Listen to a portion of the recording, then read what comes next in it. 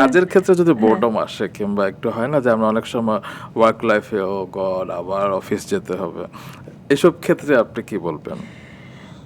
এটা না জানো কোনো কিছু দিয়ে মোটিভেশন করা যায় না, আই ফিল এটা না সেলফ ড্রিভেন হতে হয়। ওকে।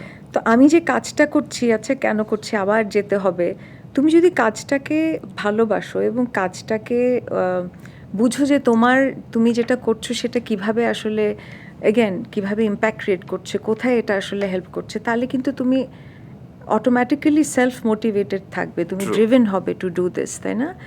মনে করো তুমি আজকে এসছো আচ্ছা আবার একটা interview, do you feel that way? I don't think you feel No, that no, way, you never. Feel যে my god I am going to learn so much, I want to Exactly. Speak to somebody, Yeah. হ্যাঁ আমি curious, I want to know. So ওই পার্সপেক্টিভটা যার থাকে সে কিন্তু আসলে তখন বোর্ড হবে না কাজ নিয়ে। অ্যান্ড অফকোর্স অনেক সময় মানে মনোটনি চলে আসে, অনেক সময় একই কাজ বারবার রেপিটেটিভ কাজ জি। করতে করতে এরকম হয়, তখন ব্রেক নেওয়াটা খুবই জরুরি, যেটা আমরা বুঝি না। আমাদের কিন্তু যেগুলো এমএনসিগুলো তারা কিন্তু খুব প্র্যাকটিস করে যে না ইউ মাস্ট টেক লিভ।